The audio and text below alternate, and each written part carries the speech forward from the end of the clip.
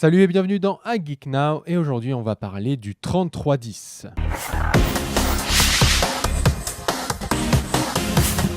Non, ne changez pas de vidéo, vous n'avez pas lancé une vidéo qui date des années 1990 ou les années 2000, non. On va bien parler du 3310, mais plutôt de sa réédition. Nokia a en effet décidé de donner une nouvelle jeunesse à son mythique téléphone portable, donc qui était sorti dans les débuts des années 2000, c'est ça?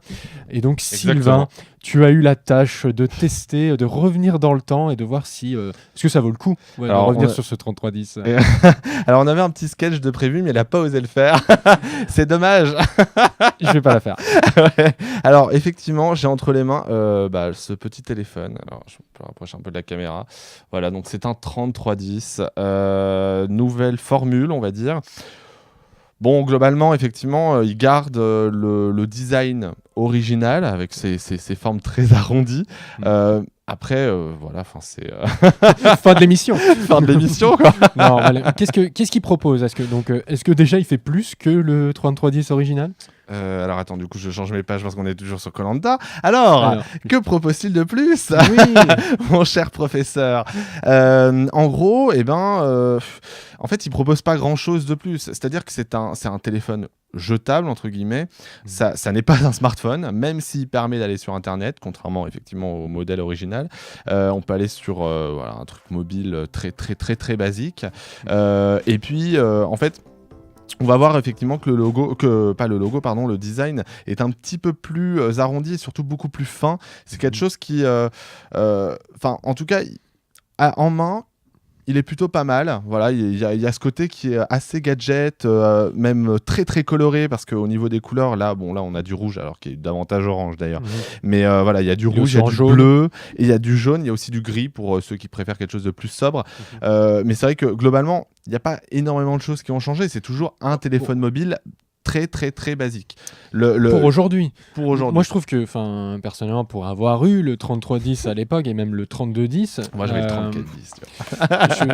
Il a final le 3310 que de nom, parce qu'il y a quand même un écran couleur. Voilà, il y a un écran couleur effectivement. Alors ceux qui avaient le 3410, eux ils ont déjà connu l'écran couleur. Mais en tout cas pour ceux qui avaient le 3310 de l'époque, il y a eu effectivement déjà il y a un appareil photo avec flash.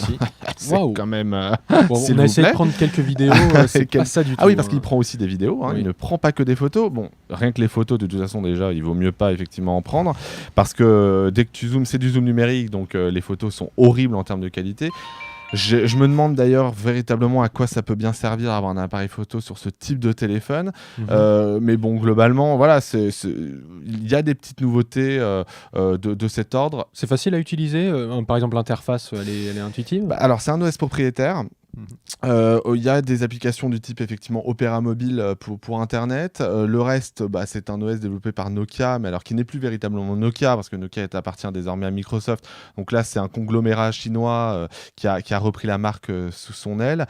Et franchement, oui, c'est simple. Après, c'est sûr que moi, qui ai désormais beaucoup l'habitude des smartphones avec des claviers complets et qui même à l'époque, j'étais très vite passé à un clavier complet sur un Engage. Je dois avouer que écrire des SMS en tapant les touches 1, 2, 3, 4, 5, 6, 7, 8, 9, c'est très compliqué.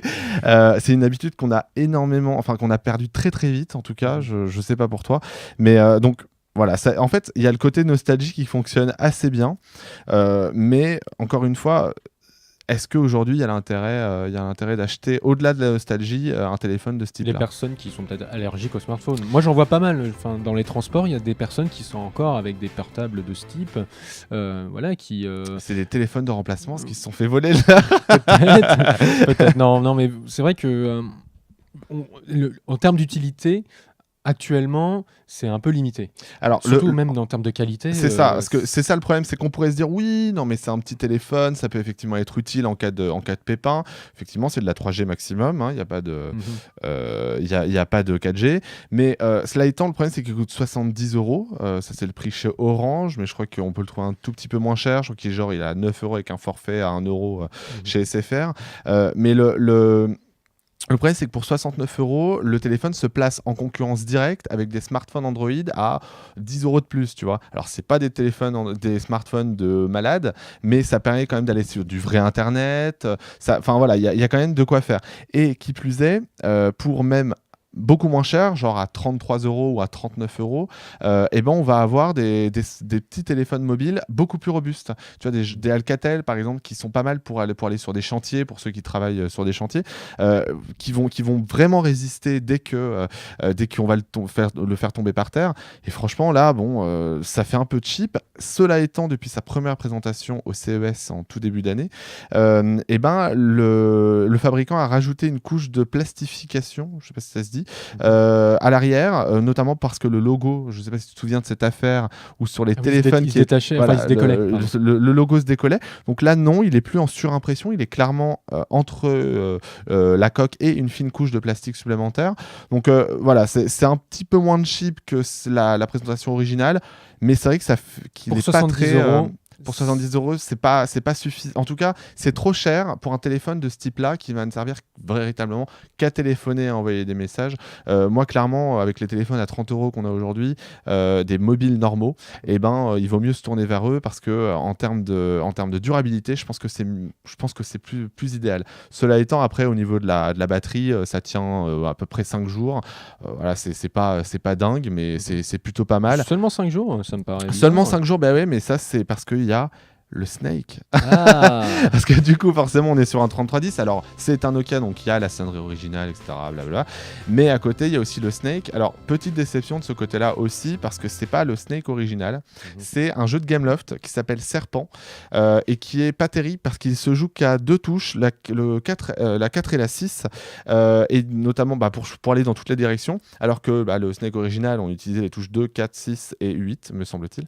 Et en fait, du coup, c'est pas dingue. Et puis en plus, c'est pas vraiment le jeu original. Il y a des espèces de modes de jeu. Enfin, c'est un jeu Gameloft. Donc franchement, ils auraient mieux fait de mettre le jeu original, mais effectivement, c'est peut-être des problèmes de droit.